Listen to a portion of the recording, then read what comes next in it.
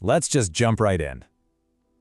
Welcome to this explainer. Today, we're looking at a deeply fascinating historical question. We're going to prioritize understanding over speculation, tracing the actual origins of a 2,000-year-old mystery. Our goal here is pretty straightforward. We want to carefully separate the historical reality from the enduring myth, proceeding calmly and methodically so we can understand exactly why this specific story has captivated humanity for so long.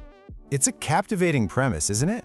What if an incredibly wealthy, powerful, and technologically advanced island civilization was simply swallowed by the ocean in just 24 hours? I mean, for over 2 millennia, explorers have actively searched for this legendary place. The idea alone has inspired countless books, documentaries, and literally massive expeditions, all fueled by this hope of uncovering a lost world right beneath the waves. Part 1. The Origins of Atlantis. To truly understand Atlantis, we need to strip away all those centuries of hype and focus entirely on the historical baseline. We're going back to the very first time this name was ever recorded. And to do that, we must start with the most critical, foundational fact of all, the number 1. You see, there is exactly one ancient writer who ever mentions Atlantis. There are absolutely 0 independent historical records, no artifacts, no inscriptions, and no archaeological ruins that corroborate the story. Every single piece of Atlantis lore that we have today originates from one single source. And that single source is the ancient Greek philosopher Plato. He introduced Atlantis around 360 BCE in 2 of his philosophical dialogues, Timaeus and Critias. Plato described a really impressive, technologically advanced capital situated beyond the Strait of Gibraltar. He detailed this society ruled by descendants of the god Poseidon, complete with monumental buildings and vast military forces. But, according to Plato, after its rulers became greedy and corrupt, the island was destroyed by earthquakes and floods, sinking beneath the sea in a single day and night. Given the dramatic, sweeping nature of this tale, we naturally have to ask a straightforward question. Did it actually exist? Well, when we look to the rest of the ancient world for confirmation, we find total silence. No ancient Egyptian records describe this massive empire. No other Greek historians of the era ever mention it. So we have to carefully consider if this was actually meant to be understood as a physical place, or if it was simply a legendary tale constructed for a totally different purpose. The historical truth here is quite clear. There is a complete and total lack of evidence for the city. Because of this, the overwhelming scholarly consensus is that Atlantis was never a real place. Historians and archaeologists generally agree that the island, exactly as Plato described it, is entirely a work of fiction. Part 2. Plato's philosophical warning. To really understand Atlantis, we have to understand the why before the how. We need to look deeply into Plato's actual motives. Remember, Plato wasn't writing history books here. He was writing philosophical dialogues, which were specifically designed to explore complex ideas about justice, power, and the mechanisms behind how societies rise and fall. In his story, he sets up a direct contrast between 2 civilizations. On one side, you have ancient Athens, which represents virtue, discipline, and moral order. On the other side is Atlantis, representing massive wealth, arrogance, and moral decline. He was basically using this contrasting allegory to warn his audience.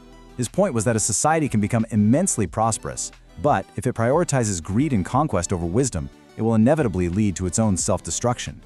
And actually, even those closest to Plato understood this mechanism perfectly. Plato's own student, the famous philosopher Aristotle, reportedly recognized that Atlantis was merely a philosophical tool. As the famous quote goes, "He who invented it, destroyed it." Aristotle understood that Plato created this magnificent civilization in his narrative and then deliberately sank it, entirely to serve a moral and philosophical point. Part 3. Inspiration from real disasters. Now, while Atlantis itself was a philosophical invention, the raw materials Plato used to craft his fictional setting were very likely inspired by real-world events. Ancient history is filled with very real, sudden natural catastrophes, and historically there's a highly plausible source of inspiration for this myth. Around 1600 BCE, so roughly 1200 years before Plato wrote his dialogues, an enormous volcanic eruption devastated the Minoan civilization. This was a real, highly advanced island culture located in the Mediterranean, and it was quite literally wiped out by sudden, catastrophic earthquakes, tsunamis, and falling ash. The parallels here are certainly not coincidental. The similarities are quite striking.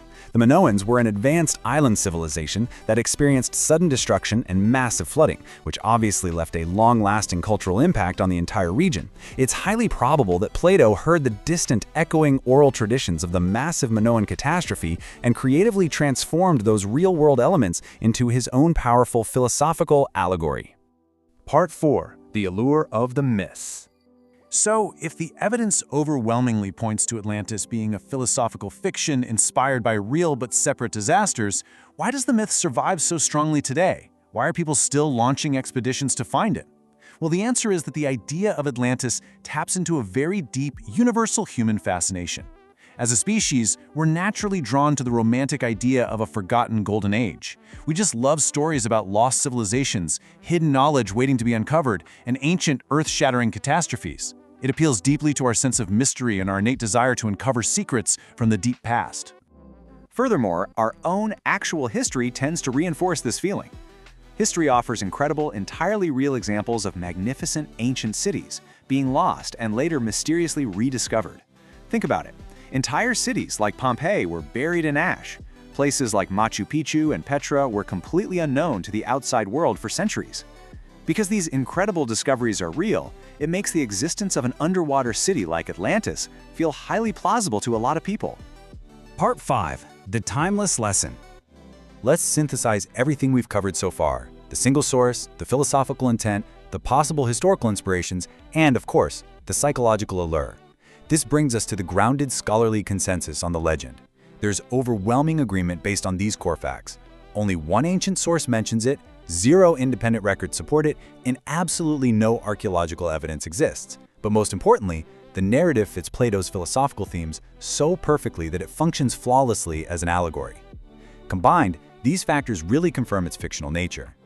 However, the story of Atlantis highlights a pattern that goes far beyond just ancient history. We actually see this dynamic everywhere, from ancient myths to modern conspiracy theories. A highly compelling story, one that speaks to our hopes, our fears, or our sense of wonder, can feel entirely true even when there's an absolute lack of factual evidence. Our human desire to believe in a grand narrative can very easily overpower objective facts. And that brings us right back to Plato's original genius. He knew the profound power of a compelling story. He used the magnificent doomed island of Atlantis to basically force his readers to explore a timeless question. What exactly happens when a society becomes immensely rich and technologically powerful, but completely loses its moral foundation? Ultimately, the real significance of Atlantis isn't that it lies physically hidden beneath the ocean, waiting for some submarine to find it. Its true value is that it serves as a profound, enduring mirror for us. It reflects a timeless, deeply human fear, the fear that even the most advanced, prosperous societies are fundamentally fragile and that they can swiftly collapse when their power outgrows their wisdom. It leaves us to ponder, if an ancient philosopher could clearly see this danger in 360 BCE, are we heeding his warning today, or are we just building our own Atlantis?